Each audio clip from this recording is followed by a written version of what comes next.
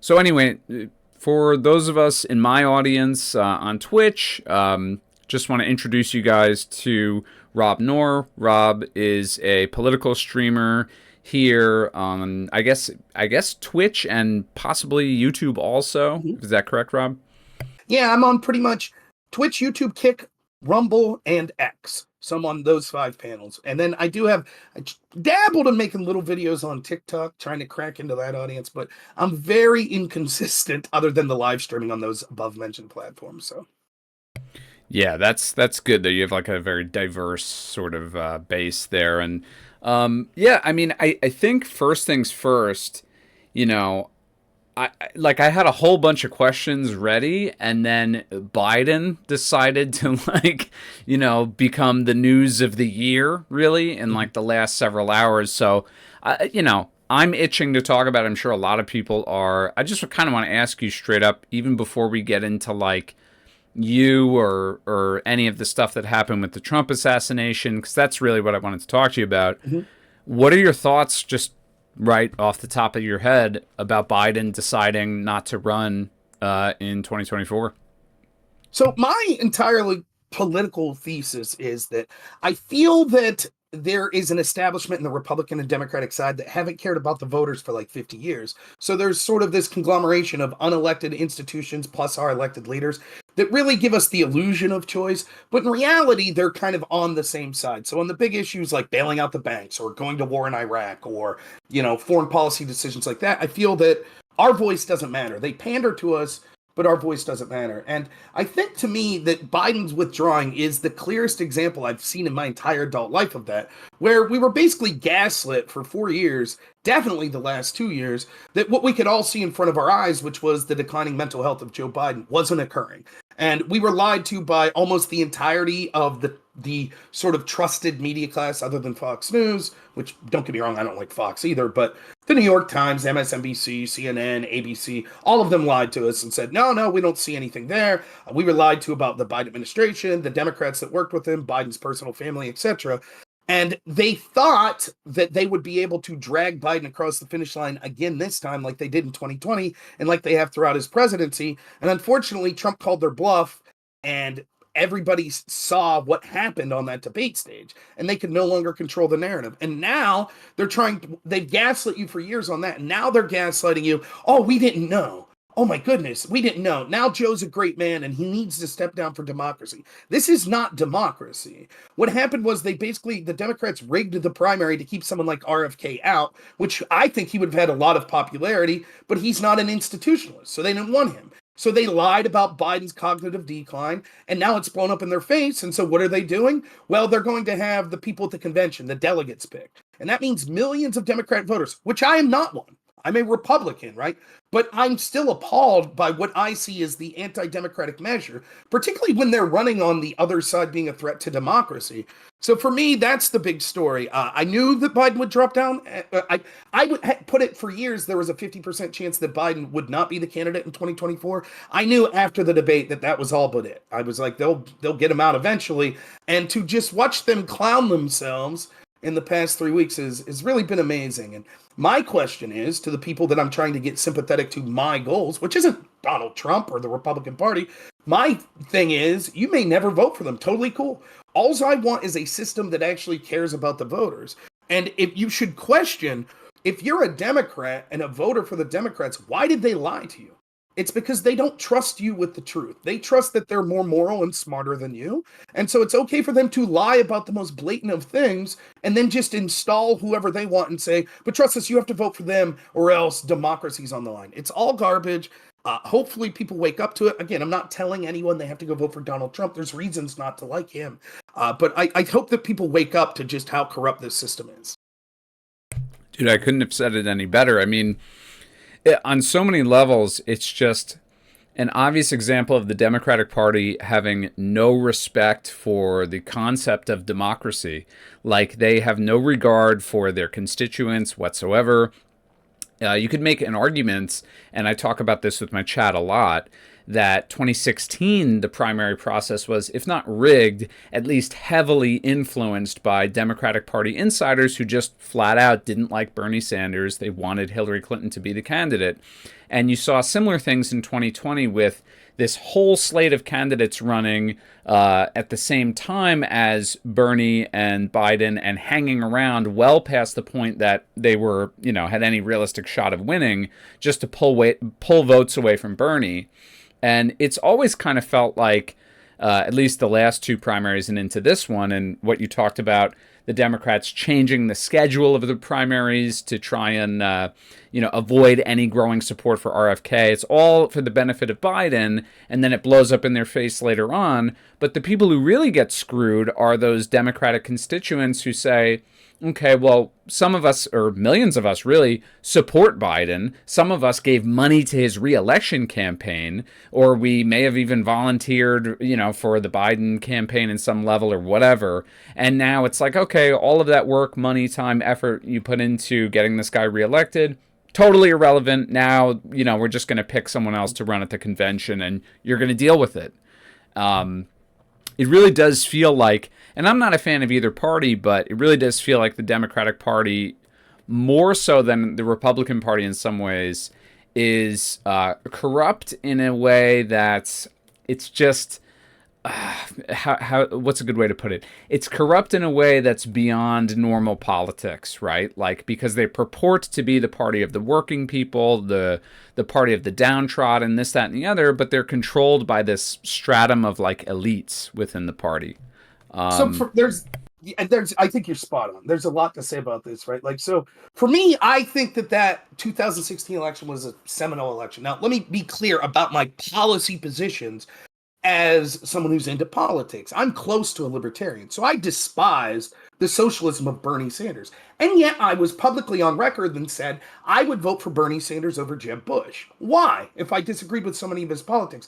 Because I thought that the most important issue was getting someone who was outside the current establishment system. Because the best chance of some populist, libertarian-leaning person ever getting into power would be to crack through this sort of fake two-party system where these elites really control things. For me, what happened was something really amazing happened in 2008. I was in the debate community in college. I had friends with all these left-wingers. They thought I was quirky. I'm a likable guy, so they liked me. I was a Ron Paul guy. So it was like, I was at least with them against the Iraq War. And I don't know how old you are, but back then, that was the big political issue. And so the left culturally had all of this push, not as strong as Vietnam, but similar. Right, where you had all of these cultural icons from the entertainment industry, Michael Moore or Bruce Springsteen, or all these. I used to listen to punk music, so I'd go to like Warped Tour, and they're all like punk against Bush and all of this stuff. And I'm not a Democrat, I'm not a lefty, but I'm with them on this issue.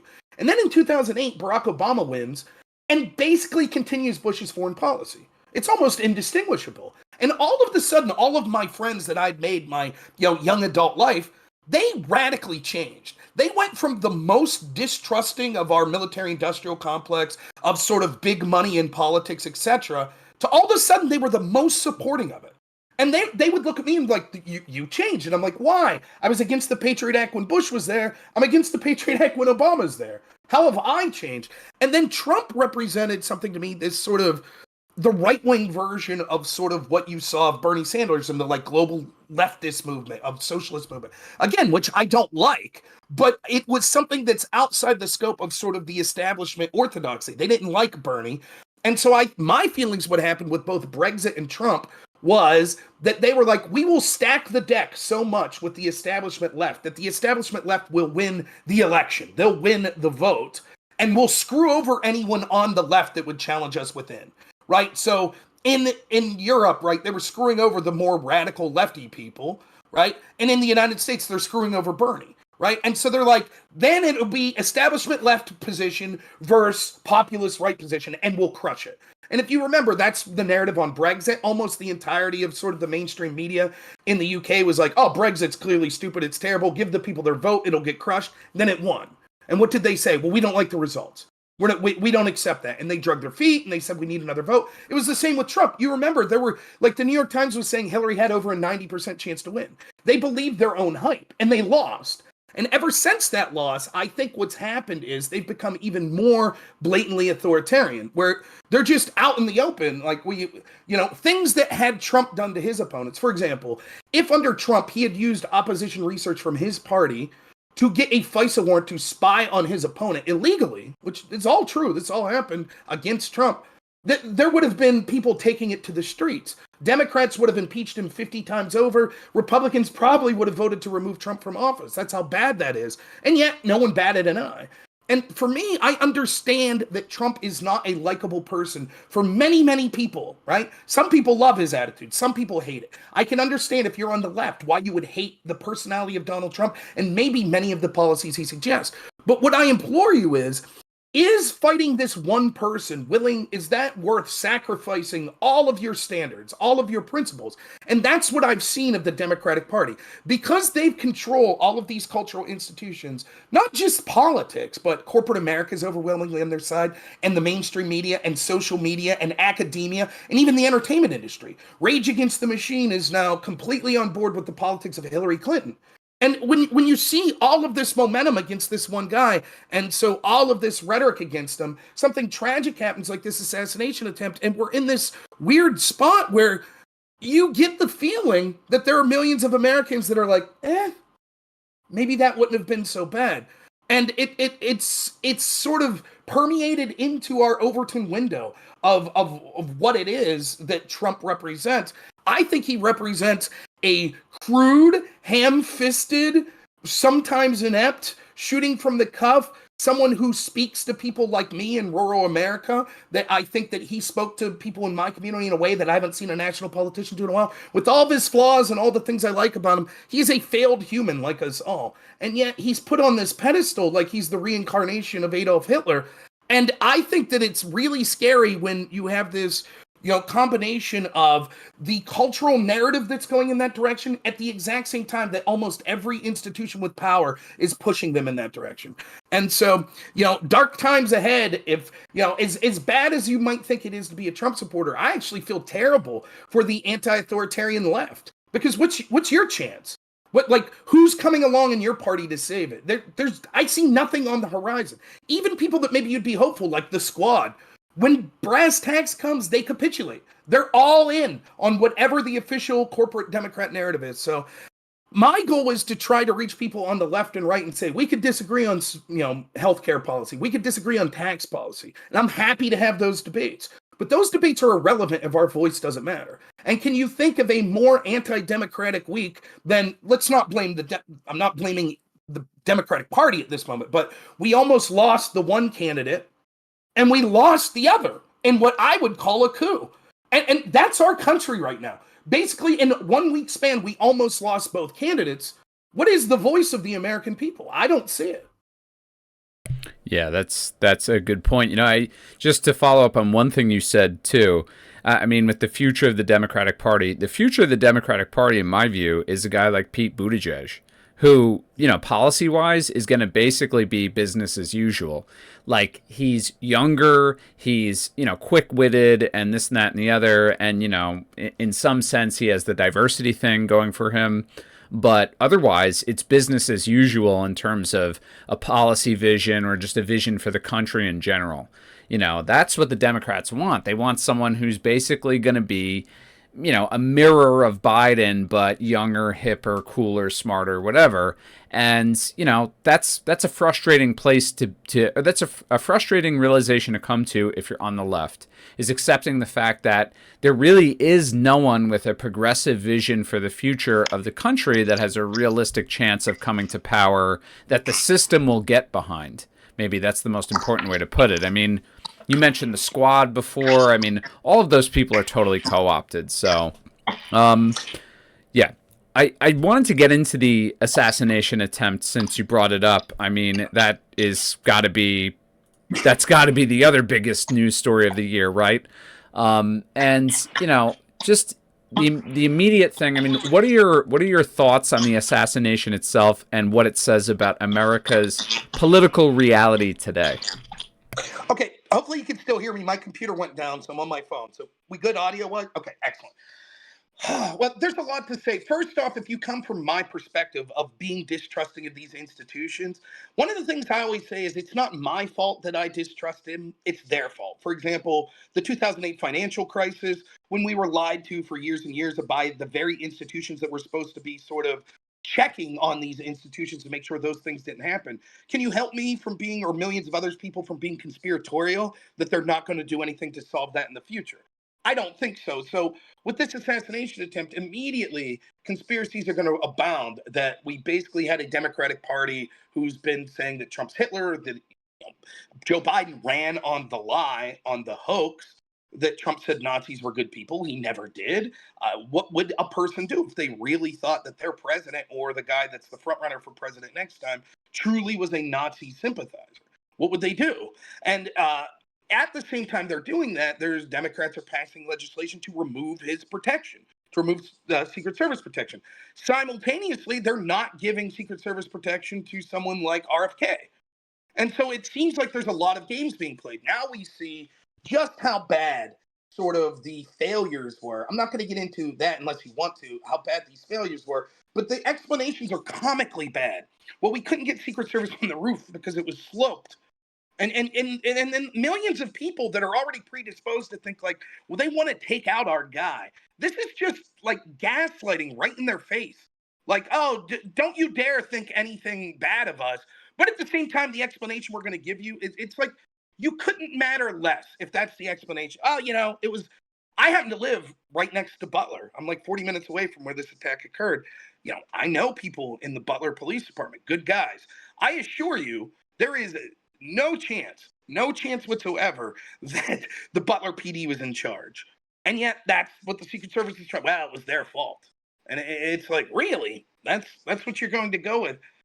To me, the saddest part about the whole thing was seeing people's reactions. I don't mind edgy jokes. I know we sort of run in similar circles where there are I don't have to mention anyone's name. I think you'll know some of the people I'm talking about that sort of seemed unhinged, like on tilt, that were saying some really grotesque things about, basically, you know, how people had it coming. Even the innocent gentleman that died, who was a firefighter, he basically had it coming. Those jokes I could live with. I really can, as grotesque as they may be. However, when people start saying, like, well, maybe this was a good thing, maybe it should have happened, I don't know. I hope that people are saying that flippantly. I really do. Because if that's a sincere attitude, that there are a large portion of people in this country that truly believe that that level of violence is appropriate to resolve political disagreements, I don't know how we recover. I really don't. And like, I think what you're likely to see, if they're unhinged now because of a bad debate performance and 3 or 4 Supreme Court decisions they didn't like, what are they going to do if Trump wins? And we already saw in 2016 riots that occurred from groups on the left, and basically the establishment was like, "What riots? We don't see it." And what happens is then I have to talk to people on my side of the aisle that, like, for example, saw the George Floyd riots, and they're like, "Well, if the left can do it, why can't we?" And I have to be like, "No, you can't, because it's immoral. Because you could never sacrifice your personal principles for these sorts of things. But even if I can't convince you of that, which hopefully I can, it's not strategic." Because the truth is, regardless if you're on the right or the left, if you're using these tactics of violence or any other illegal tactics, it will only work so far as the institutions allow it. So if you're listening and you've dabbled in like some lefty group like Antifa or something that's gone out and, we'll just say vandalism, acts of vandalism. The reason you probably got away with it was because the people in charge didn't mind it. As soon as you actually do something to harm them, they're going to bring the boot down. And I'm afraid that we're setting up a country where we're amping up the anger on all sides so extremely, and people feel morally justified because the other side are hypocrites to engage in this sort of behavior, that unfortunately the next attempt like this might succeed. And if it does, then it's going to be a cascading effect. And we may never get our country back, or it might take years of sort of, and it's bad enough to have politicians, but it won't stop there. It'll be neighbors hurting neighbors. It'll be physical violence in communities over people with political disagreements. And for me, my background is I did debate in college. I love arguing. I love yelling. I'm not even the most, like, we're being pretty civil here. When I'm on a panel, oftentimes I come off as very aggressive, right? But I'm the type of person that could yell and scream about politics or sports, and then be friends with someone. I don't take that personally. And that's how I view my politics. I truly believe that these institutions are ruining the country. I truly believe they're ruining the world, and they don't care about us. And people really hurt. But at the end of the day, I have my faith in God. I have my family. I separate it. It's not both sacrifice. I have to look myself in the mirror at the end of the night. I can't sacrifice my principles because it'll be a good political win or the other side's evil and they deserve it. And I'm afraid that the stakes are raising. And as much as someone like me or you may have talked about hypotheticals of what would happen if this level of political violence, when you see that video and the guy who was the former president and the front runner for the next time actually get shot, I think it was very sobering. For me, it was different than the abstract. Now it's right in front of your face. It happened 40 minutes away from where I am. I had friends that were at the rally. I have a friend who is good friends with a woman who literally works in the building where the shooting occurred from, and she had to go through a bunch of crazy stuff for the following week, obviously. So it's very real to me, and I'm very worried that I don't know where it ends. And, there is part of you that wonders, was this something that was set up where it wasn't like, I don't think it was an orchestrated plan by our government, but was it part of like, well, we know we're going to amp up the rhetoric and we know we're going to get people infuriated and we're just not going to provide protection for RFK or for Trump or maybe even for Biden. I don't know. I don't know what his protection is. And they wanted that powder keg, someone to light the match, some random person. So I hope it's not that, but who knows at this point.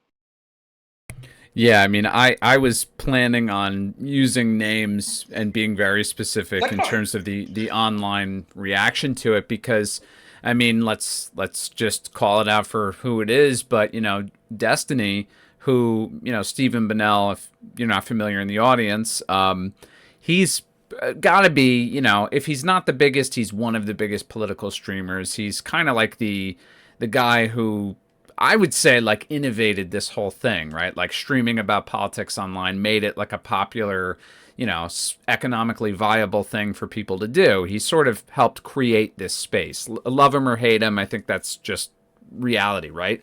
And Yeah. what he says, matters to an extent that it more so than it does a normal streamer. He has a huge audience. He's very influential in this space, and the stuff that he was saying, I mean, I can't describe it as any other way than abhorrent, right? Like it was just a callous disregard for human life. And I know you've had run-ins with Destiny in the past. We don't have to get into the drama aspects of that, but it always seemed to be respectful debates between you and him. I've had respectful debates with him, but you see stuff like this, and I'm left to wonder, like, and I want to get your thoughts on this.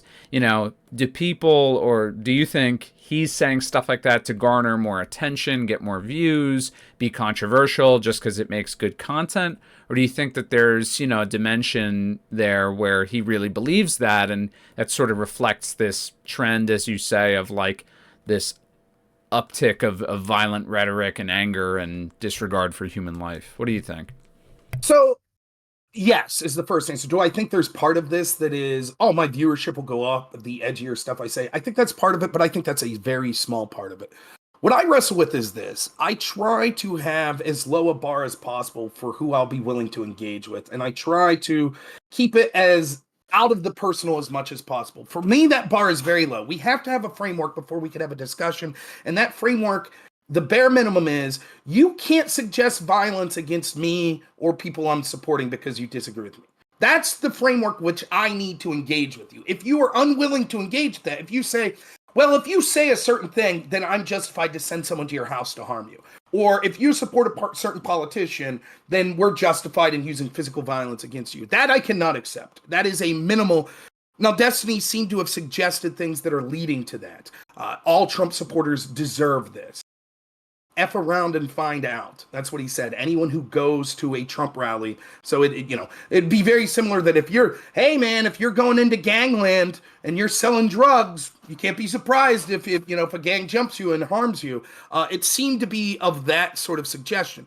I don't know if he's serious or not. I don't. And at the end of the day, I'm sorry to say this, it comes down to sort of a judgment call. I'm predisposed to liking Destiny, believe it or not, because even though we politically disagree, I think we have similar debating styles.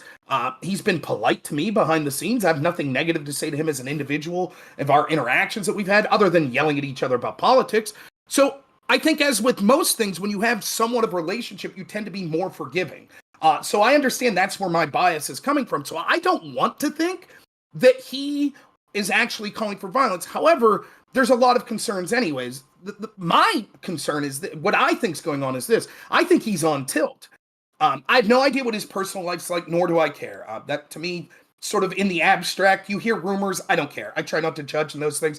But I will say this, anyone he has publicly said that he's going through a divorce, that's difficult. I don't wish that on anyone. So that could put you in a bad headspace, and maybe you have an illness or anything, I don't know. But any number of things could happen in your personal life that puts you in a bad space. And then I think on top of that, what you've seen is the Democrats have taken a lot of losses lately, beginning with the overturn of the Chevron decision, then the Fisher decision, then you had the immunity decision, which unfortunately, Democrats have been primed to think that Trump's the worst criminal ever. So they're relying at this point, because they can't really defend Joe Biden's record that well or Joe Biden's competency. So they've been relying on these lawfare strategies, and they seem to be falling apart.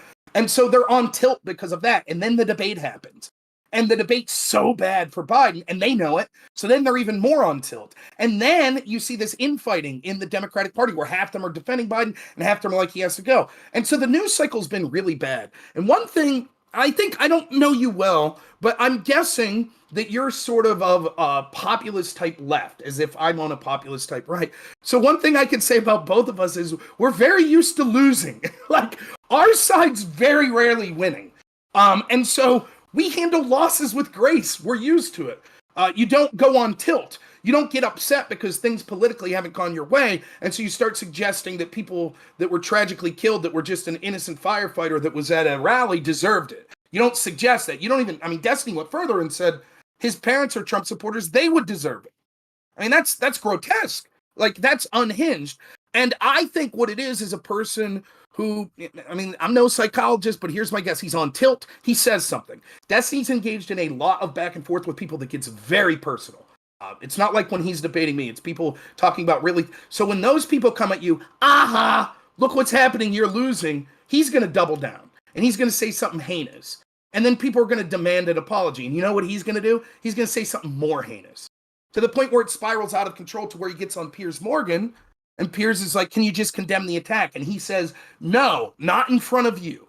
Because his whole persona is, how would he look to his fans if he says, you know what, I'm sorry, that was over the line. Clearly, I'm being irresponsible with my Reddit. He's not going to say that. And then this is the other thing that's concerning. Let's operate under the assumption that I'm correct, that he's not calling for violence. He's telling edgy jokes, and he's sort of spiraling and saying heinous stuff, but he wouldn't call for an attempt on Trump. He wouldn't call for Trump supporters to be harmed. Let's assume that. But does his audience know that? Because if you go to his Reddit, which people have sent me screenshots, it's crazy. Basically, the argument that people are making, I can't say all or most, I don't know. I don't follow his Reddit community. But they're basically saying, listen, of course you operate within the scope of legal means as long as it's viable. The problem is the Supreme Court has made Trump a king. And so now there are no viable legal ways to stop this would-be fascist dictator. And so therefore, we now have the moral obligation to operate outside the scope of legality. And that's insanely frightening because even, I'm not one to blame streamers for the actions of radical people in their community. And even if someone in his community would do something very radical, I'm not directly drawing a line to Destiny and saying he's legally culpable. But at this point, when you're going to say things that inflammatory and you see it, you see your audience getting amped up, maybe you have some sort of moral obligation to make it clear to them. Listen, of course, even though I do think Trump's, a really terrible person, I think he's a danger to democracy. Clearly, I'm not saying, even if on Piers Morgan, I wouldn't tell him. I will tell you all, please don't engage in any acts of violence, and I don't hear that. Instead, I hear sort of a doubling down, and, I don't want something terrible. I feel that one thing that people like me and you could do in this space, let's be honest, I don't know that we could move the needle on a national election in a meaningful way. Maybe, but probably not. But one thing we could do, I think, is comport ourselves in a way that those that are watching us or interacting with us hopefully could get something from it. And if that thing that I could give to people is like, listen, you could hate me, you could hate the guy I advocate for, but please don't throw your own life away doing saying something crazy or doing something crazy. And so, but my message isn't going to get across to an audience like that because they hate me because I'm a right winger. So they're not going to like me. So, I think that Destiny probably needs some friends in his life, and I hope that he has them, and I hope they're pulling him aside and like, man, you got to be careful because you might not just lose your platform. It might get worse. You might have legal interventions, and you don't want that. You don't want to be someone who's like him or hate him. He's a very influential person in this space, and I don't relish in anyone, even if I disagree with them, losing their career or saying something that they regret the rest of their life or inspiring something to do something that they then regret. So that's my take on it. I'm not at the point, once I'm at the point where I am convinced that he's actually calling for violence, that's it. I will never interact with him again. I won't interact with members of his community, both for my safety and just because morally I think we shouldn't engage with people like that. However, I don't feel that that's where he's at, but it's just my gut feeling. And I don't blame anyone that sees the rhetoric that he's saying and coming to that conclusion, particularly if you're a Trump supporter. I mean, he said if you go to a Trump rally, you basically have it coming. I think he's just being edgy. Mileage may vary, and I'll fully admit that I have a bias that's predisposed to not want to think that that's what he means. But it doesn't matter at the end of the day. Everyone's going to come to their own conclusion, and God forbid someone in his community act out based on that, or someone who dislikes Destiny acts out against him based on the fact that they're saying that. And I think that would be terrible, not just as a human tragedy, but in this space entirely, where those of us that don't have as much influence maybe could have done a little more to try to pull the reins in a little.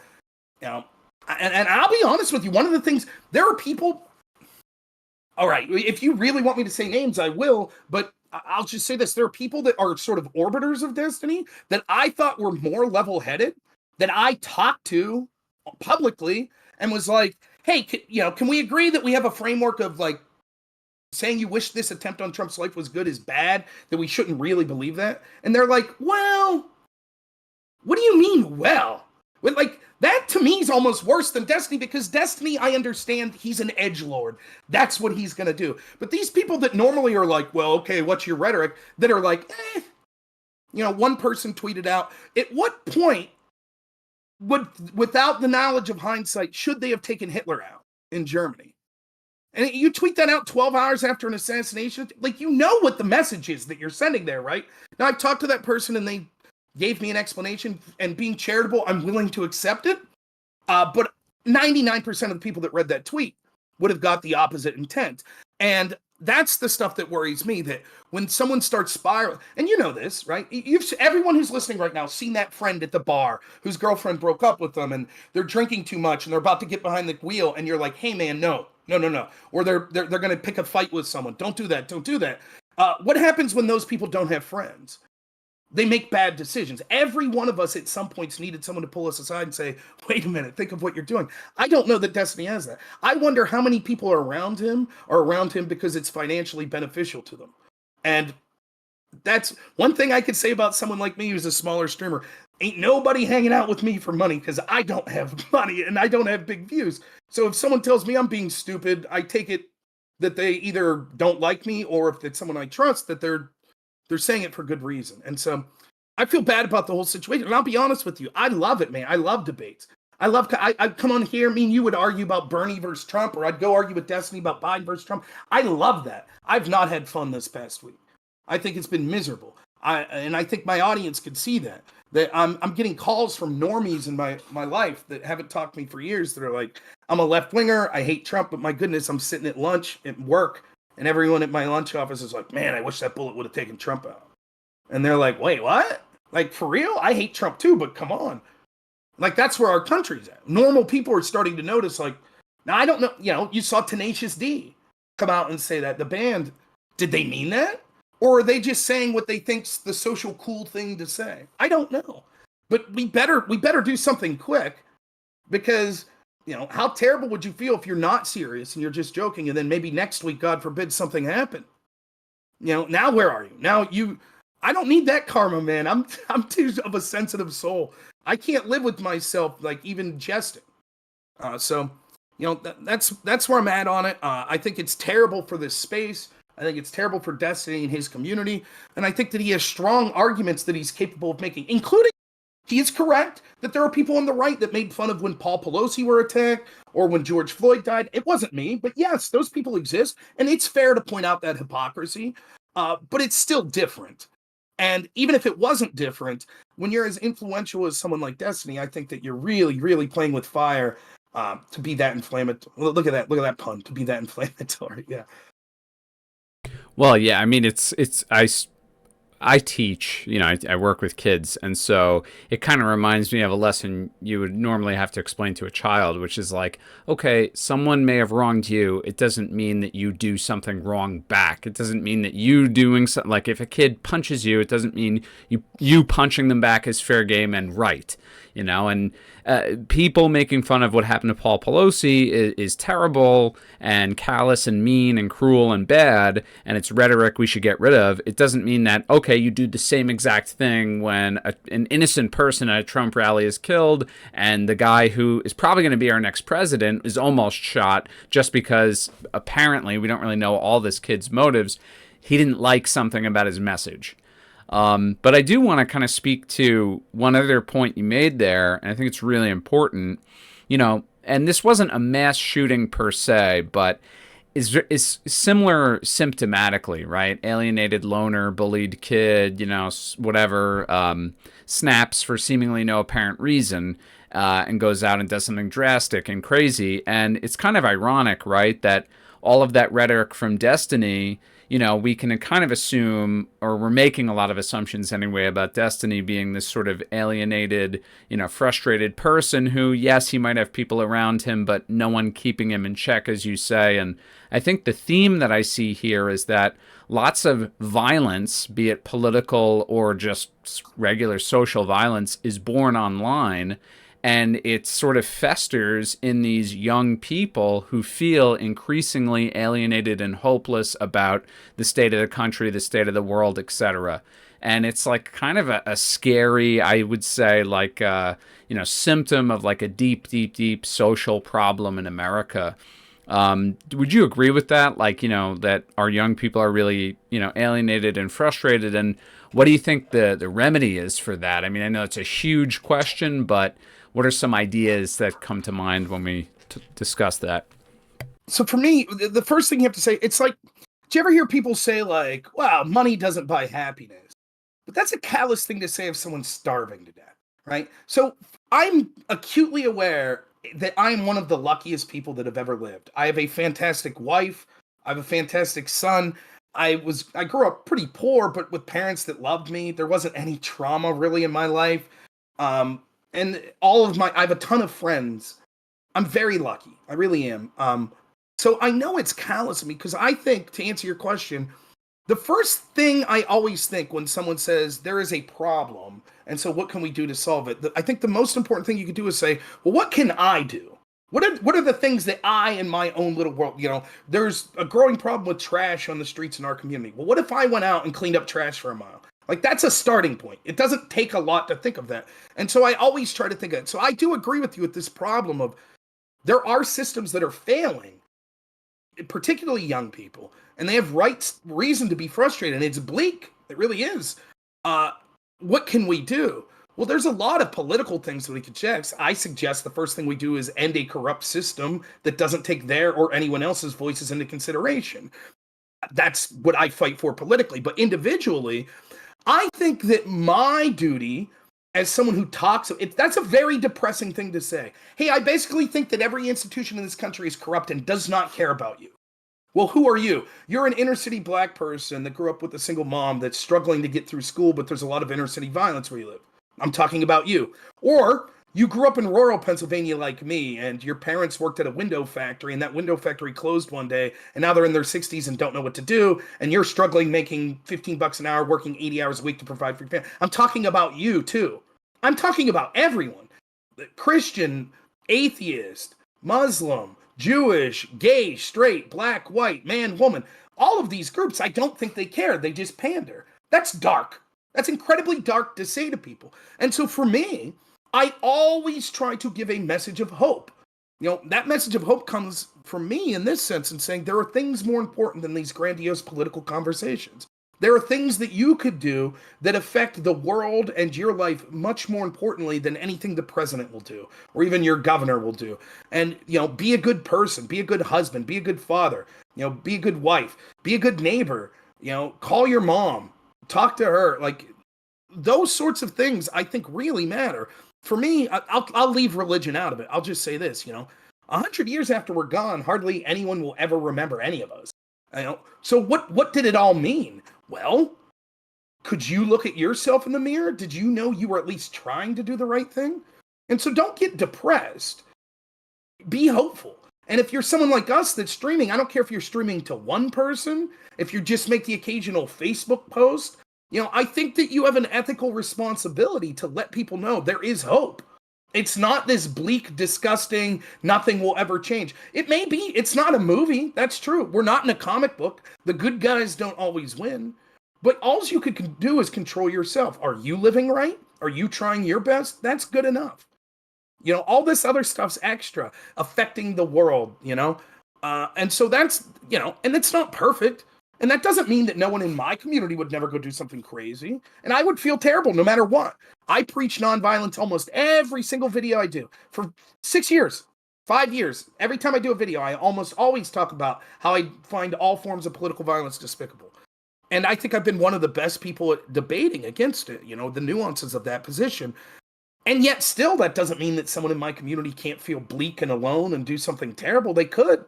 And let me go further. Sometimes it's tough. It's easy to sit here and wax on about like, oh, there's someone in your life that you could help. Not everyone's that lucky. Some people do have lives where maybe you have a terminal illness, or maybe you didn't have parents. Maybe you grew up in a foster system, or maybe you just went through a bad breakup. There are bad breaks that people get, and so it comes across as callous for someone like me that's so privileged to tell people, oh, just look at your life. I get that it's tough, but that's the type of stuff you have to try to do. And I think that I try my best in my little spot, in my little space, to just be like, hey, there are things out there that are hopeful. Let's have fun. Let's fight. And I don't mean physically fight, but let's fight for what we believe, for our philosophical, cultural, and political positions. But at the end of the day, you just say, I tried. I tried my best. I could always have done better, but I tried. And it's not worth throwing my life away. And people don't like. There's a whole new level to this too. There's the people that fall so far that they do the crazy stuff, but then there's the people that go to the cusp of it but wouldn't go over. Like, let me give you an example. Like January 6th. Now, I think that it's been overblown. I think that there's all sorts of shady things, but it's undoubtable. There were Trump supporters there that engaged in acts of violence, and I think that sort of mob mentality, people whip themselves in a frenzy. And I tried to tell people, like, this isn't a game. You have a family that cares about you. If you go to something like that and you get caught in the moment, and you could ruin your life. Your kids will no longer have a mom or a dad, or like, it's not a game. And so it's best to detach yourself from any of that negativity to even suggest that that's a road to begin down. And so to bring it back to what we were talking about with someone like Destiny, my audience is going to be a little different as sort of a conservative. My guess is my audience is primarily male, older. My guess is like 40s, 50s, right? If I had to guess, I'd say Destiny's audience probably includes a lot of young people. And a lot of those young people, they might be more prone to not only society be screwing them more than sort of maybe some of the people that are more established in the older generation, but they may almost also not have sort of the experience in life to know, like, look, you got to take your emotions out of it for a minute and don't do anything. So it's very troubling when you see the message that's coming to that community that's just like, hey, there's no hope. This guy's an emperor. He could do whatever he wants. There's literally nothing legal we could do. He will single-handedly end democracy forever. And that's especially ironic coming from a community and a streamer like Destiny, who has rightfully criticized people with inflammatory rhetoric like that in the past, talking about trans genocide and things like that. So it just comes across, I think, as very dangerous. And I think that when you combine the real world situation of how bleak things could look for young people today and how sort of online culture has taken, we talked about the importance of friends. A lot of times online culture we have replaced physical friendships with sort of these parasocial relationships with streamers or something online. And so imagine that all your friends you're hanging out with become violent drug users. You might become a violent drug user. Imagine the parasocial relationship you've built with a streamer becomes people calling for acts of violence. Maybe now a regular, well-adjusted person all of a sudden starts to become predisposed to violence because that's now their friend community. So obviously, this is a long-winded way of saying I don't have any solutions other than what I myself could do. But I think you're right to point it out. And what's going to happen is we're all going to lose at the end. Obviously, the people that engage in acts of violence or the people that they acted upon. But even outside that scope, this to me is something that the institutions will then use to say, now crack down on those alternate media people. See what they're doing. You see what happened. And that's also very bad for this country and the world because I think various voices and free speech is one of the big bright spots of hope that we have. So, I see it cascading. An event like that, hopefully cooler heads prevail. We're a week outside now, this attempt on Trump's life. Hopefully we could get back to just arguing about whoever Kamala Harris versus Trump. And we just escalate or de-escalate from this position of I'm afraid my side's going to lose, so now all options are on the table. I hope that happens. Yeah, man. I mean, I think the first, kind of example of what you're talking about in terms of the problems that this could create, for those of us in this space is Destiny being banned on, or at least temporarily banned on Kick.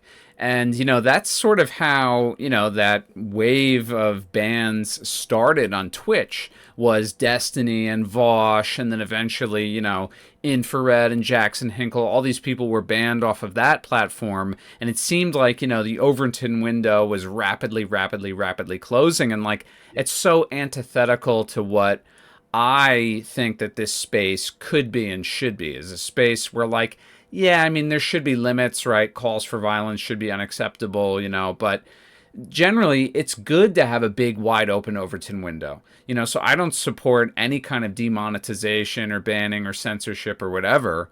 But, to your point, I mean, like, there's money involved in this, there's advertisers involved in this, and if you create an environment where people are encouraging violence, especially big creators, it's going to lead to stricter crackdowns, and that will lead to, the platform being less of an open space.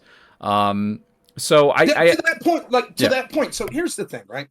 Oftentimes, I think the best thing to do when you have a deep felt principled belief is to tell people why morally you feel that principled belief is the way to go. And hopefully that's the case I've been outlining, but that doesn't always work, right? And I understand that, right?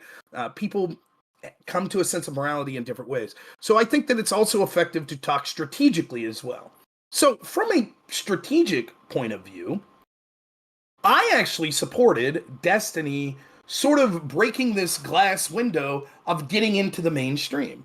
We're sort of in this weird niche, like online debate space, and Destiny's one of the bigger ones of those. There are people adjacent to this that don't really debate. Maybe you'd see like Hassan or someone like that. These people that are big in this community, but you're not really going to see them on the mainstream news, or you're not going to see them being a speaker at the DNC or the RNC or something like that. They're this niche group. And Destiny finds himself just this year talking to Ben Shapiro and Jordan Peterson and doing Piers Morgan's show and Lex Friedman's show. These are shows that sort of mainstream people, not just sort of this niche audience that's looking for online debate culture or video game / politics culture, that are seeing. And I was happy for Destiny just because. I was like, good for you. You put in the work. I disagree with you politically. However, he works a lot, he streams a lot, and good for him. I wish nothing ill on anyone, in this space, even if I really dislike them, and I don't really dislike Destiny. However, for selfish reasons as well, me and you have a better shot of being mainstreamed if someone that we engage with is.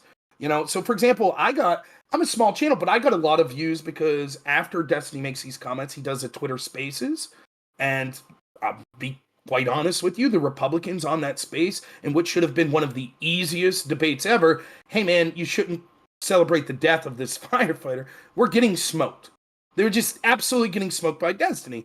And so I called in on my phone, and it was on my phone I sound like I have a lisp, so I didn't sound the greatest. But I pushed back on Destiny and tried to match his energy, and I think I did a great job. And even if you disagreed with me, even Destiny would admit the only one who knew what they were talking about remotely was me on that space, because the other people just don't engage in this type of debate. They don't understand it, and they don't know the basic facts of what Destiny's anchor is, about alternate electors or insurrections and all of this. And so, you know, that gets me noticed, right? Maybe I get a chance to do Piers Morgan's show. I got a chance to do Tim Pool's show, basically because I debated Destiny. So I have nothing but positive things in wishing Destiny to continue to grow. Because as someone who debates him quite frequently, that helps me. And that helps everyone that's in this space. It legitimizes the space in ways that it would be hard to do without one or two individuals being sort of the standard bearers that go out and do that, regardless of what political side that you're on. And I think that this is showing the worst claims that sort of the traditional media has made about social media and sort of people in spaces like this. So you correctly point out that we saw a lot of people, including Destiny himself, getting censored off of Twitch, which is a platform that I stream on. And you're right, the Overton window switches and switches. There would be absurdities where I used to stream to Twitch, and then this Republican that I streamed with, a lady, she streamed on YouTube. We would have to have talks before we entered of what topics we could even talk about. Well, you can't talk about this topic on YouTube, and you can't talk about this one on Twitch. That's sort of insane. Both of us completely non-violent people. We're not bigots. We're not racist. And yet still, you couldn't talk about certain things about the pandemic or about lockdowns, or you couldn't talk about certain things of, who should be allowed to participate in what college athletics. Depending on what platform you're on, you literally can't say anything on some of those subjects. And I think that what happens is, although there's some schadenfreude from my side of the aisle to look and say, see, look at what's happening with Destiny, see how he's unhinged, this is who the left is. I get that. I get that impulse, and I don't even mind people that do that. It's not what I'm doing, really, but that's fine. You have the right to do that. But the problem is, are you cutting off your nose to spite your face? Because is the real lesson that's being learned here is, we can't have people engaged in these sort of conversations, because look what happens. They're not professionals like Piers Morgan or Rachel Maddow or Ben Shapiro. We can't leave just everyday normal people turn on the camera and the microphone, or this happens. All of a sudden they're saying, yay, I'm celebrating the horrible death of this innocent person. And so therefore, let's pull the plug. Let's have more restrictions on this. Let's, and like you said, even if you're a free speech advocate, and even if, let's say tomorrow me and you somehow come up with a bunch of money and we buy YouTube, of course, I think both of us would be free speech advocates to an extent. Like, obviously, illegal things, calls of violence, exploitation of children, those are beyond the pale. But other than that, I don't mind someone saying a heinous political position that I disagree with. The problem is, we'll quickly realize, well, we have to sell advertisements. And what if you just let someone come on and shout racial slurs, for example, I think within the realm of free speech that should be allowed. But I understand why a large multinational corporation like Alphabet that owns YouTube is going to say no. Who's going to want to? You think that Chevrolet vehicles are going to sell or buy ads with knowing that, your ad played right in front of some guy that was yelling the N-word, or some guy that was celebrating the death of course not. And so me and you could say, well, principally we think they should, but financially we understand, practically we understand. They're going to say no, we don't want that. And so for me, when you have big names in this space that are out acting like that, I think that it sends a terrible signal. And we already have institutions that are predisposed to wanting to crack down on forms of alternative media. And so all around, it's really bad. It's not fun to be in this space when these sorts of things are happening. And I'm not trying to sound like, and again, I can't stress this enough, dark humor is one thing. For me, I don't know how old you are. I'm 40. I was a senior in high school. Oh, God. 35, yeah. 35. Okay. I graduated high school in 2002, and 9/11 happened my senior year in high school. And I remember, I'm a huge stand-up comedy fan. One of the first stand-up bits after 9/11 was Gilbert Gottfried at this roast. And he famously basically starts off making an airplane joke about hitting towers, and the crowd boos, and then he tells this super obscene joke that's just not political, but just very obscene, and the crowd loses it. And what he was saying without saying was, we have to get back to life. We have to have a sense of humor. And it made sense. Like, there were a lot of people offended. I get it, but I understood. To me, it meant something. I was like, I see. I don't think that's what Destiny's doing. I don't think that just being like, yeah, all Trump supporters have it coming.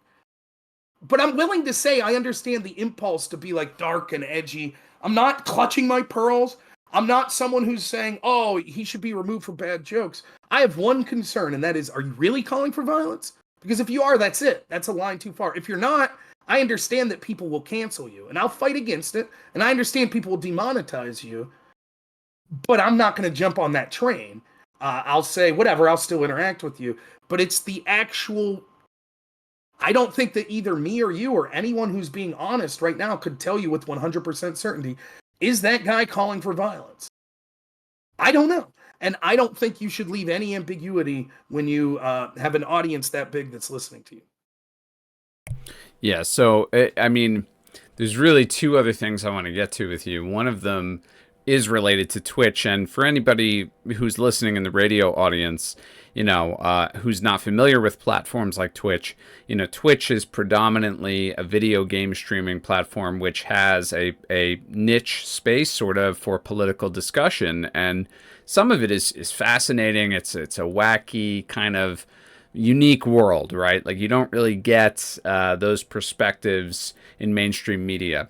But I do have personal concerns with Twitch related to groups like Progressive Victory, which are essentially, basically they're essentially working for the Democratic Party. Let's just call it what it is. They're trying to get Democrats elected. They're trying to canvass for Democrats, and they more or less control, to the extent that they tell people literally what to say. I'm not sure. These are all on private Zoom calls or whatever, but they heavily influence, let's put it that way, certain streamers in this space who also happen to have pretty, significant sized audiences relative to how many people are watching, on Twitch.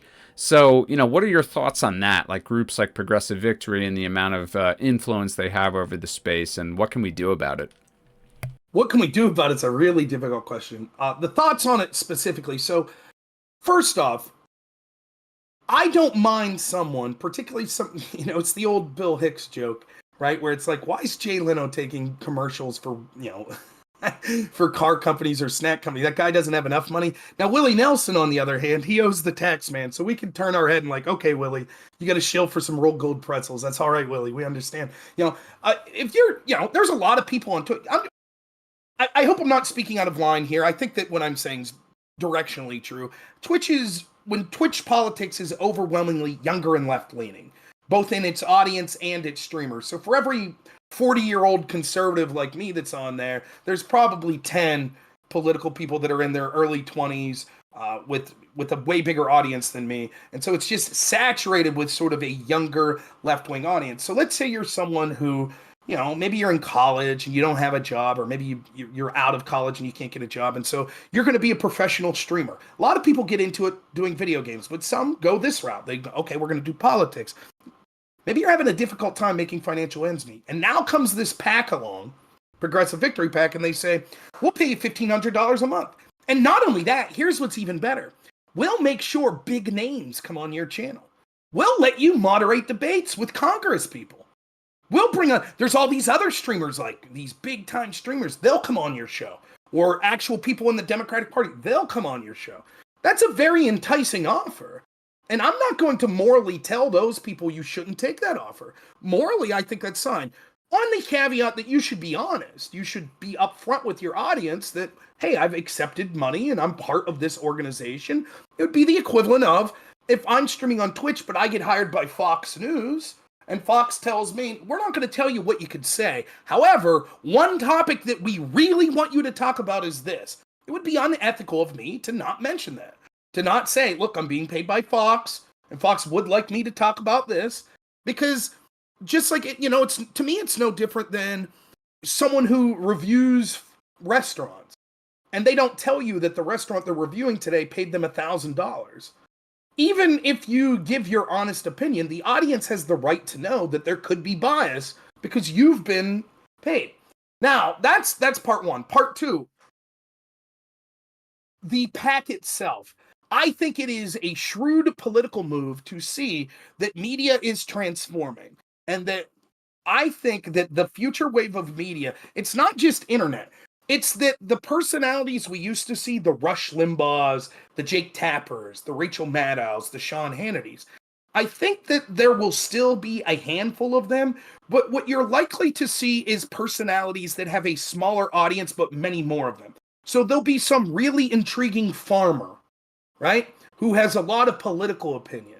And people that are predisposed to liking people in the farming community are going to attach themselves to that person. Or maybe an artist, or maybe a musician, or a video game player, or a comedian.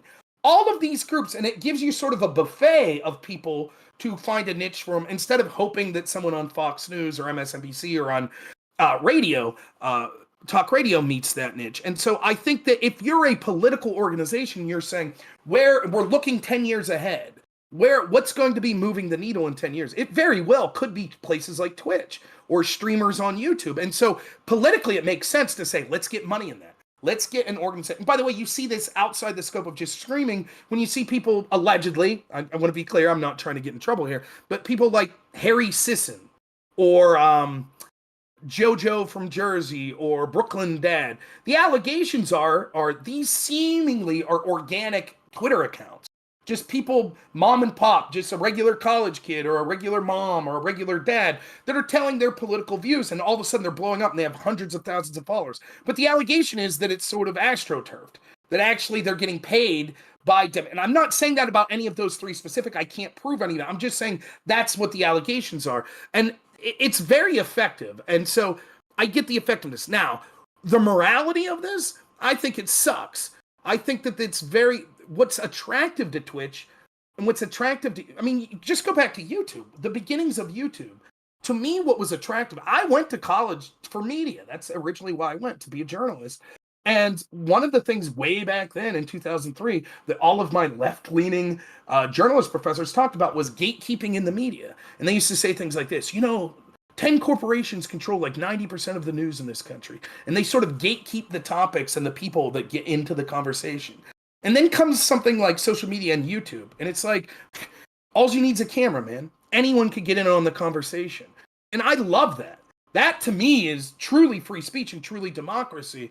And so I hated this idea of gatekeeping. I was predisposed to not like it anyways. And then that's what I'm being taught in school.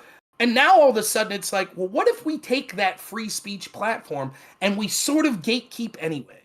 Because it's one thing to just pay these people. But I think what you're getting to is the influence that a group like Progressive Victory has on the moderation of Twitch itself.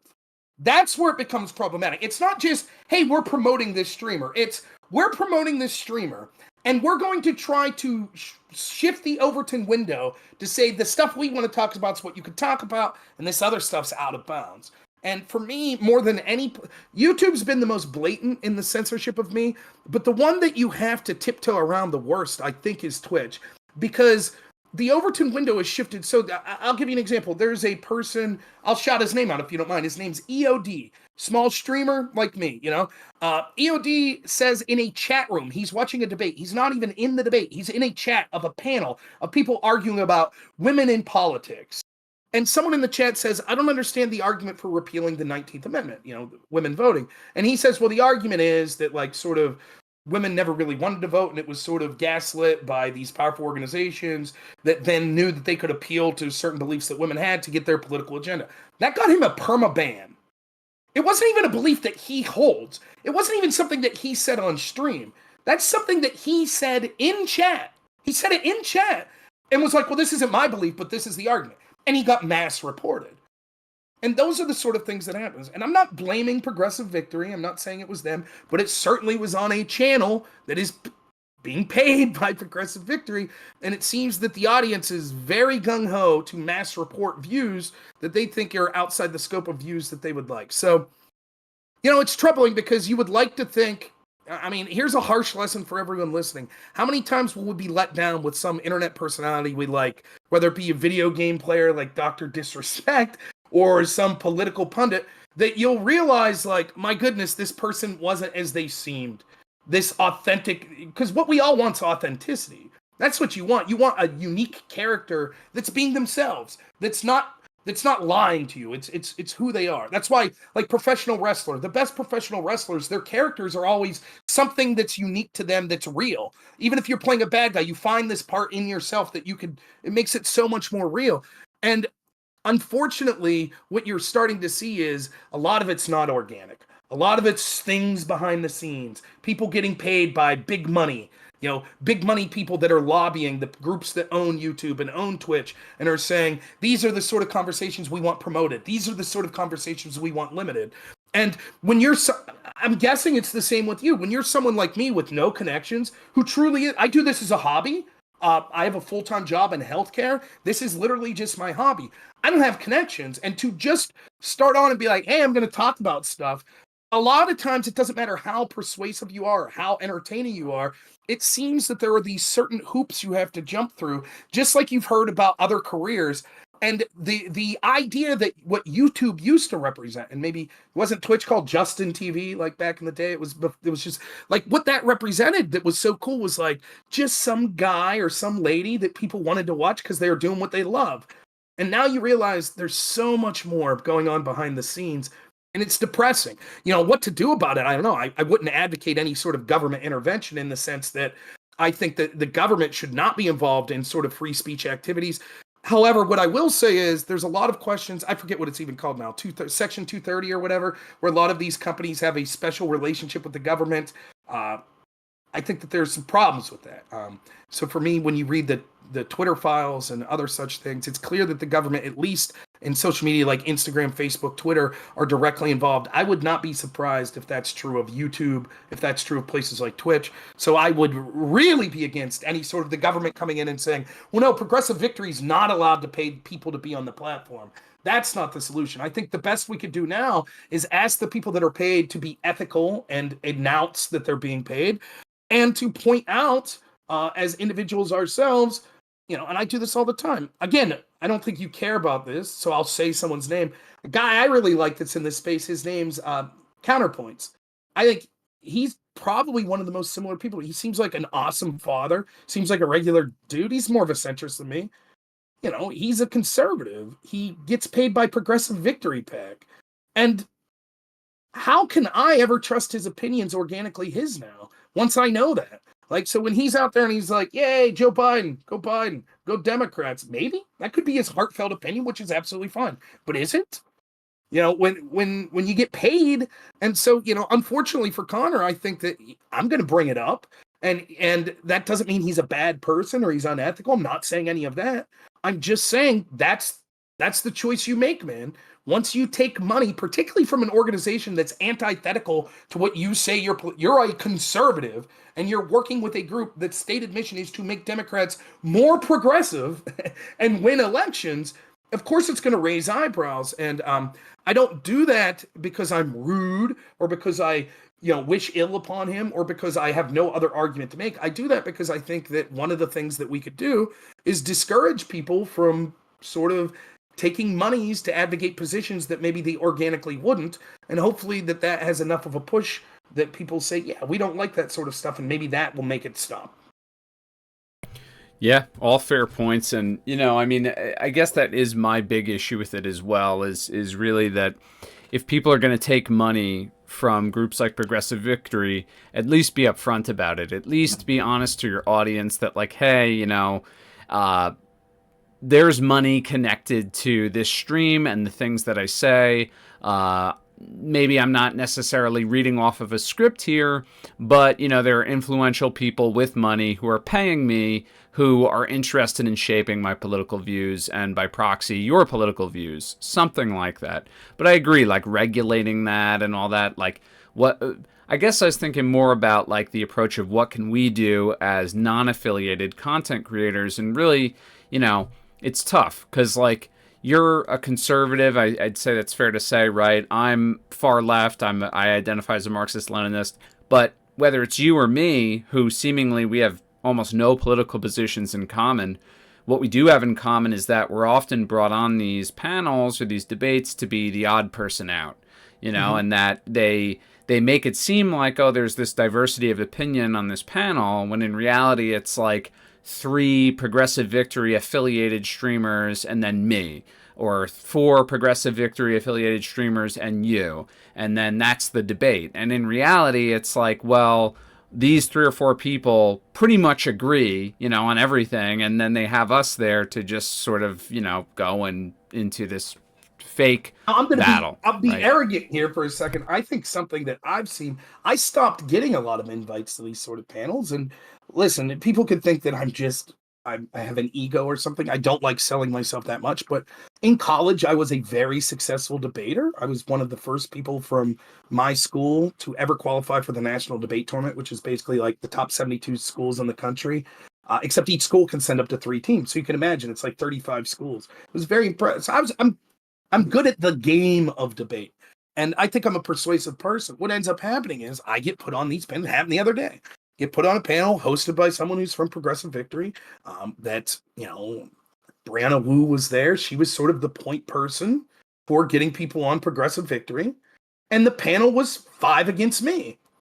And then it didn't go well for them because I'm pretty good. So the moderator, who also announced, to his credit, at the beginning of the stream, I'm from Progressive Victory, he jumps in and starts debating me. And it looks really bad for Progressive Victory when it's like even the moderator had to jump in. And I think it was objectively, even people I've talked to behind the scenes on the left was like, boy, that was so bad for them. I'm like, yeah, I know. And so what happens is you're either a punching bag, you're an outsider where they could push you around. And if you're effective, well, then you don't get the invite. And it's I've been in some ridiculous situations. I remember doing a panel. I don't think Progressive Victory was involved in this, but I did a panel in 2020, and the panel was set up by a left-wing host, and it was 4-on-4. It was very simple: Trump or Biden. 4 Republicans, 4 Democrats. And the Democrats say Biden, Biden, Biden, Biden. It goes to Republicans, and they say Biden, Biden. I'm not voting. And then there's me. I'm like Trump, and it really does, like, that's the direct. And again, I've already said these spaces, there is more of an audience that's left wing, there's more streamers that are left wing. I get all of that, but the same is true from your perspective, right? Where a lot of these people, even though you're quote on the left, you're going to have an opinion that's at odds with much of what they say. And you find yourself in this position where it's like the deck is stacked so egregiously, even just getting time to speak becomes difficult, let alone trying to argue against 7 different people or 5 different people. Literally just finding the time, because it's like it really is absurd to the point of, you remember, way back in the day when everyone made fun of like CNN still does this, but it used to be, today's topic, Obamacare. We have 10 guests on the panel. And it's like, what really in this half-hour segment with 10 guests, if you have no commercials, that's 3 minutes per person. And so what ends up happening? Well, you're so starved for oxygen that you just say the most hyperbolic thing.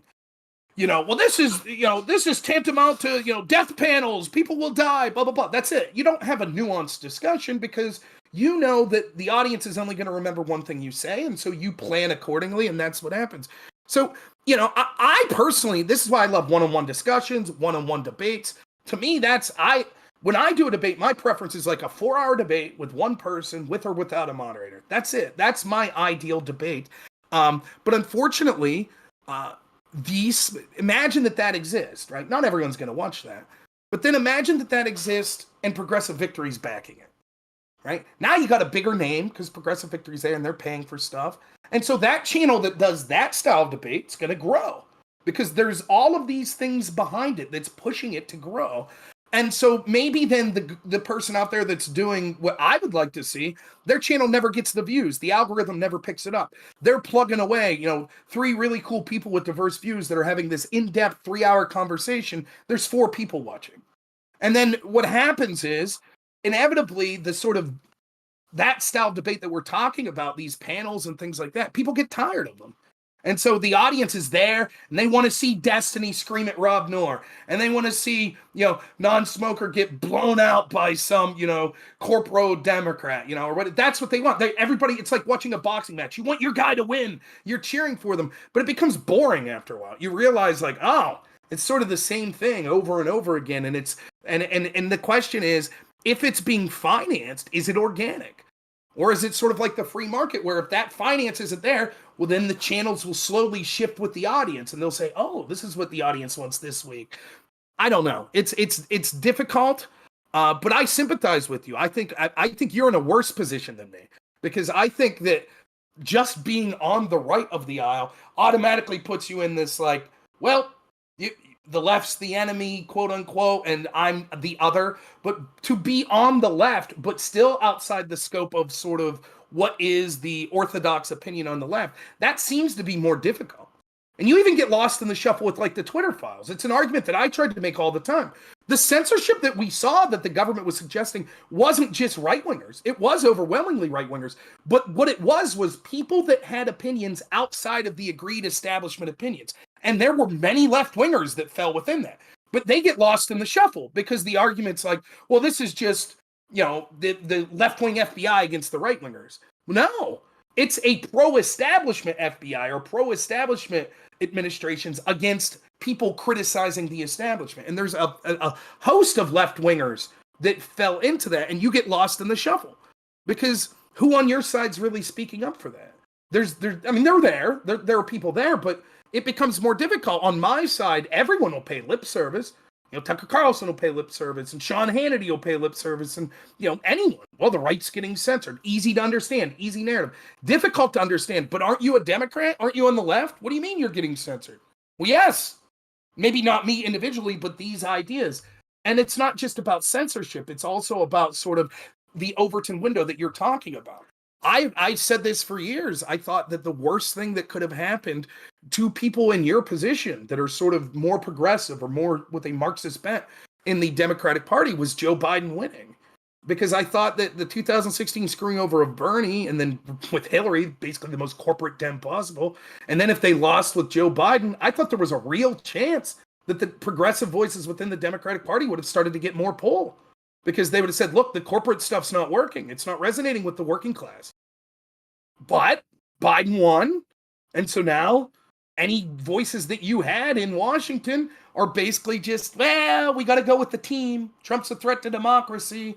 And it's going to be, it's going to be Kamala Harris. Or it's going to be, Hillary Clinton. It won't be Hillary, but you see what I'm saying. That's who they're going to, you're not going to have a vote. Your voice doesn't matter. The delegates are going to pick someone that doesn't represent your beliefs, and you'll be told, yeah, but the other guy's worse. Again, for the 40th year in a row, sorry, we couldn't put someone up that you like because the other guy's worse. So you just got to pinch your nose this time. We'll get to you next time. And that's exactly how I felt until Donald Trump, who I don't think is perfect or anything, but at least he was seen as outside the scope.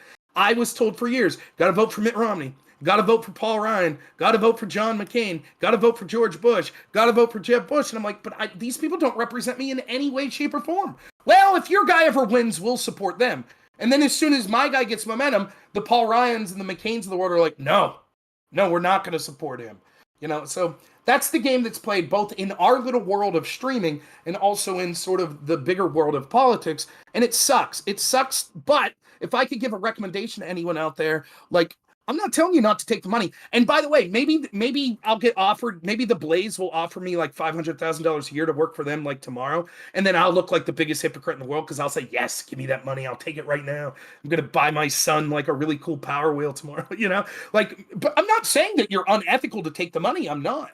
What I'm saying is it becomes unethical if you're taking the money disingenuously. You're not announcing it, or you're falsely changing your public opinions so that you could get the money. But if someone literally says, we want to pay you money to say whatever you want and keep saying, as long as you say, yeah, I'm getting paid money for this by this organization, but these are my heartfelt opinions, more power to you. I have more of a problem with the organization than the individuals. So anyone out there that's taking money from Progressive Victory PAC and you're like, come on, man, why are you bagging on me? I make $800 a month. I'm trying to make ends meet. I'm not bagging on you at all. Keep doing you, man. Pay those bills. That's fine, but don't be unethical. Don't deny that you're being paid, or don't change your positions, flippantly. Now, there's an insidious thing that happens where because of the money, you subconsciously change your opinion. That's harder to fight against. But you would know this. There are people that get paid to say things that they don't believe, but they say it to get paid. That to me is unethical. But if you're saying things that you think you believe and you're getting paid, as long as you're open with it, I have no, that's fine. I don't judge you morally. Yeah, and I'm sure it's a case by case basis, the extent to which people bend to that pressure subconsciously or whatever. But I definitely think like there's social pressure in addition to all of this too. It's like, hey, I mean, you go to these canvassing events, there are these people here with all these followers, you're a small time streamer, you want it to be accepted and perhaps your channel to be associated with or even promoted by these bigger channels. And, there's pressure to everybody to be downstream from Destiny, right? With all of their opinions. And my take entering this space initially was like, how could this many people support Joe Biden on the left? It's not possible. Like it didn't make sense to me, and so it wasn't a big shocker to find out. Like, oh, there's PAC money in here, right? That is just basically telling people to promote the Democratic Party one way or another. Because I in my real day-to-day life, I know very few people who impassionately supported Biden. The people who supported Biden because they hated Trump, and it's exactly Right. how you described it. It's like, well, the other alternative is so bad, we just have to go with this. And another important thing that you mentioned is, we kind of saw like the Republican Party be taken over by MAGA in the last 4 to 8 years, and it's not what the establishment people wanted. And so I kind of want to get your opinion a little bit about the pick of J.D. Vance as vice president, because he was a quintessential, like, never Trumper guy who, in my view, changed his tune because it became obvious that you're really not going to go anywhere in the Republican Party unless you get on board with the MAGA stuff. I mean, MAGA is the Republican Party at this point, whether that's what the establishment people wanted or not. That's the reality of it. Like, that's what the constituents wanted. So, I mean, what do you make of that VP pick? Like, do you think it's a good pick, a bad pick? Does it make sense? Does it show that Trump is selling out to the establishment people a little bit? What do you think? So I don't know JD Vance. I haven't formed an opinion totally on whether or not I think he's like grifting. I'll give you another example. The person that said the things that represented me the most in the election was Vivek. Is he grifting? Because 2 years ago, it seemed that he was saying quite different things, right? So did he have a change of heart? So you're in this weird position when you're someone, and I'm sure it's similar with you. When you're someone who very rarely has someone in office that represents your views, you're very skeptical when someone all of a sudden, seemingly out of nowhere, starts talking about your views. You're like, huh, does this guy really believe this?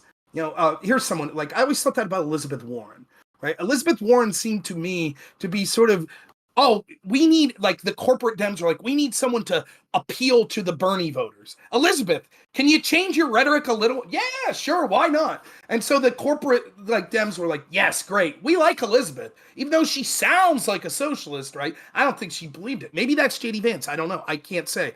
I look at his life, obviously the book Hillbilly Elegy, who knows how much of it's true, but it seems that he comes from a background similar to me, where he's like this rural person that had some academic success, that struggled a little with his family.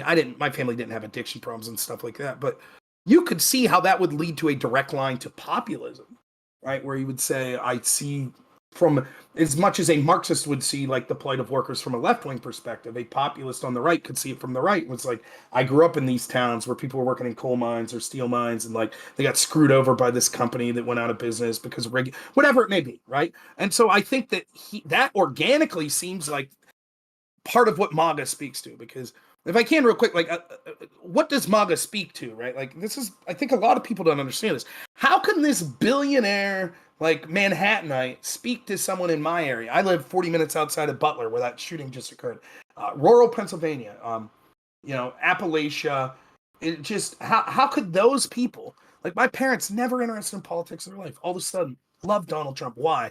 I think it's because, regardless if you think that Trump was a showman who's pretending or if he really believed it, people were so thirsty in the world, areas of the world like this, for someone who just treated them with respect. They've constantly been told, you're the problem. These blue collar people, you're racist, you're worried about people replacing you, you're uneducated. Rick Wilson from the Lincoln Project said, 10-toothed rubes afraid of the brown horde coming in at the southern border. And that's offensive. That's terrible to people that have worked their whole life in these blue collar jobs for $12 an hour, that are struggling financially, that are struggling physically with their health. And there's no one out there. Who out there? Yes, there are unique problems in like the inner city, but at least there are people paying lip service to it and talking about there's no one in rural America, no institution, no one in Hollywood. Even if a country music star gets big, what do? They instantly start to adhere to the tenets of the left. Like right out of the, Taylor Swift was a country music star. Where's that? So it's like there's no cultural icons, very few. Even you see churches now start pushing causes that are more traditionally associated with the left. And it doesn't matter if you agree with them or not. I'm just saying these people felt left behind. And then this guy comes and he sort of talks like them, like crude.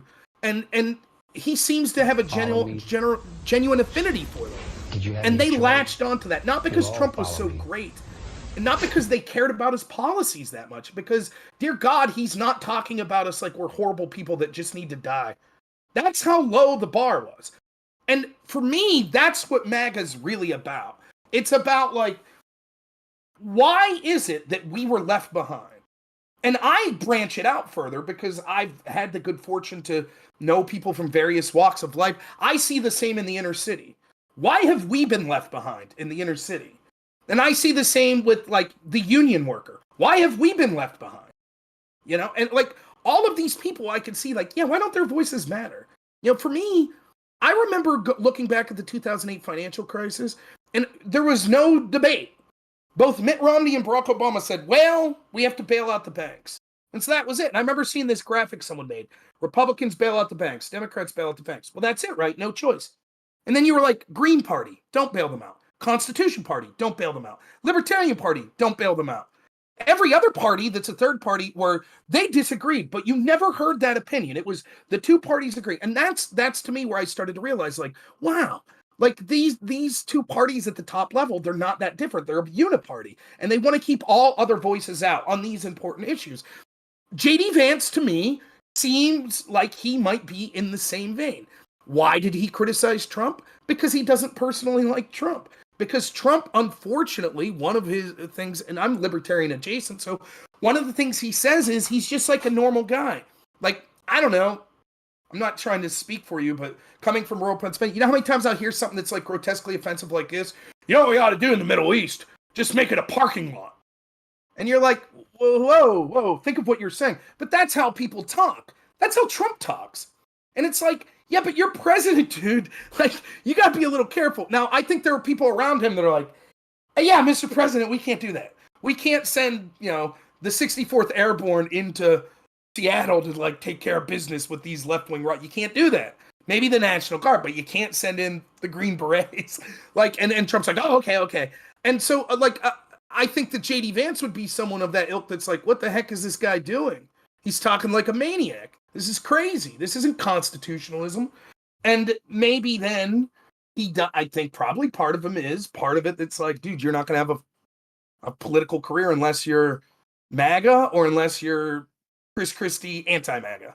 That's it. That's in the Republican Party. That's it. That's your only two lanes. It's real. You have to be extremely talented to be like a Thomas Massey or a Chip Roy that's going to be like, yeah, I'll talk crap on Trump all day, but I still defend most of the policies that he's talking about. That's tough. It takes a lot of, like, personal strength and integrity and intelligence to ride that line. So yeah, it's probably true. A lot of J.D. Vance made a political calculation. It's like, well, a lot of the direction that MAGA's going, the populist direction of it, are things that I believe.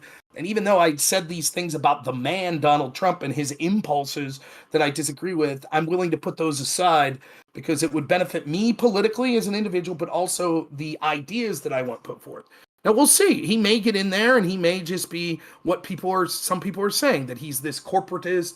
Peter Thiel paid for him, and he's just going to get in there and like, Bitcoin. Let me make all of my friends insanely rich. That could be true, but I'm hoping not. As far as strategically, I think that at least he picked a populist. I think someone like a Nikki Haley would have been disastrous. I think that would have ensured he would be impeached or otherwise removed because the institutions would have then have an easy way to get the president that they really wanted. So at least he picked someone that was sort of, I hate to say it this way, assassination insurance. Because I think a lot of the establishment Republicans, the old guard, don't like J.D. Vance either.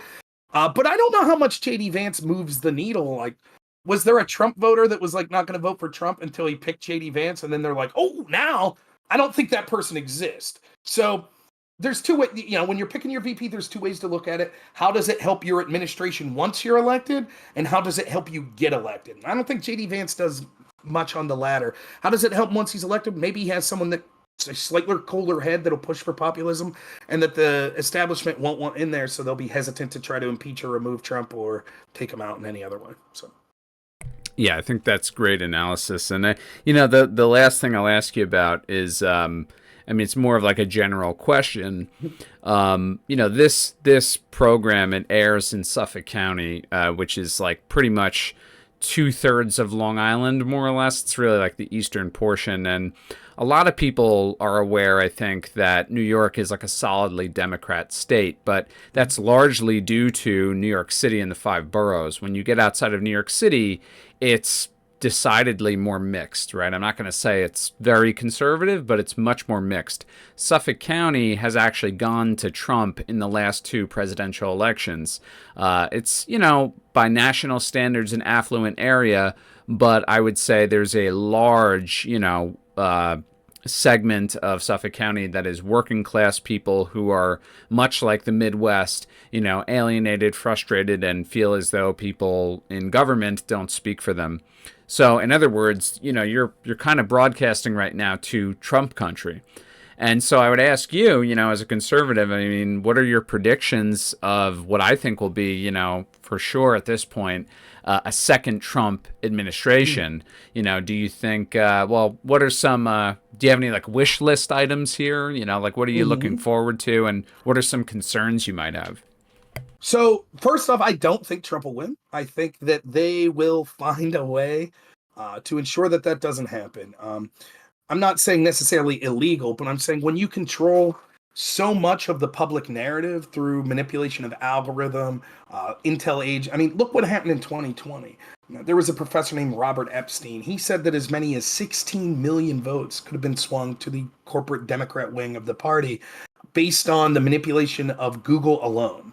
And because Google controls Google and then YouTube and various other entities, that stuff's powerful. Then when you have the intel agencies that are putting their thumb on the scale, I think it's still an uphill battle for Trump. But certainly things are looking rosy right now. Looks like it's going to be Trump versus Kamala Harris is best guess now, and Kamala's not very likable, unfortunately. And despite what the Democrats will tell you, I don't think it's because of her race. I think it's because she's sort of vacuous in the way that Joe Biden is sort of an empty suit because unfortunately his cognitive decline. I think Kamala Harris is that in that she's a true politician in every sense of the word. That's like, tell me what to think, and that's what I'll do. That's what for me. The debates in 2020 where she made this big stink about Biden being against busing, forced busing, and clearly her focus group that night said, no, that's not a good issue for you. And so the next night she comes out and is like, oh, but I'm not for forced busing either. It's like, you basically called this dude a racist the night before. And now you're admitting, like, that to me is the quintessential establishment politician. So it looks on paper like Trump would win. If Trump wins, what do I expect? Failure. That's what I expect. I'm very black-pilled on. I think that Trump did. There were two reasons I voted for Trump. One was to expose to the average person how corrupt our system is. And I think Trump did that beautifully. Not because he played 4D chess, but because the very nature of him being a potential outsider and having this super underdog victory forced their hand. And then all of a sudden, things like the media became evident to just be mainstream propaganda. That's all it was. And the intel agents. And, there's little things if you have the correct set of eyes and you're looking at. Like when they impeached Trump for his phone call to Zelensky, and they brought all these people from the State Department, they kept saying over and over, Trump was going against our foreign policy. I'm sorry, your foreign policy? He's your boss. He was like him or hate him, that's who people voted for. And so the foreign policy that he comes up with is the will of the people, in essence. And for you to be like, no, we know better. We're unelected bureaucrats that have been doing this for 20 years. That was exposed. And that's exactly what I want. What wasn't done was part two, which was do something about it. And Trump did nothing. And I'm sorry if you're watching and you're a Trump supporter, I've said this. This is why I favored Vivek and DeSantis in the primary. I'll still support Trump. But Trump had his chance, and he said he was going to drain the swamp, and he appointed people like Bill Barr and John Bolton. I mean, I don't know what else to say. That's blatant. That's so blatant. And unfortunately, because of the enthusiasm for Trump and this, and let me be clear, let me not talk trash on Trump in this sense. He is talented in a way that I'll never be. He won this underdog election in a way that's 1 in a billion. Like, you'd have to be uniquely rich and uniquely charismatic and sort of, unfortunately, a sociopath that's super arrogant. All of these characteristics are the exact. If you had to in your head game out, how can we get someone outside of the system? You would have came up with these characteristics, and not all of them are good, but that's what you would have came up with. And so he did something. I'm not diminishing what he did and what he may do here, winning again. I could never do that on a national level. But let's be honest, he failed spectacularly in actually draining the swamp. What I would like to see done is, I think that we need to understand that the biggest threat to us having an actual voice in government are the unelected bureaucrats in the executive agencies. And I think that to the extent that people in agencies like the NSA, the CIA, and the FBI have engaged in criminality, top level people need to face justice. I'm not saying automatically go to jail, but those crimes should be tried. I think that the transparency is crucial, and that the American people have the right to see terrible things that our intel agencies have been up to, both in the United States and around the world, whether that be drug running, color revolutions, other sorts of things. All of these things need to be addressed and made transparent. I would like to see the FBI eliminated as an institution, because I think from the times of MLK and Malcolm X till now, they've engaged in things outside the scope of what their stated role should be to put their thumb on the scale. And I would hope that he would trim down and have accountability for agencies, everything from the EPA, Department of Education, IRS, State Department. Reining in all of those agencies, I think, is the most important thing. And that's what I would like to see him do. Am I confident that he'll do those things? No. I am not confident, unfortunately, but that's what I would like to see.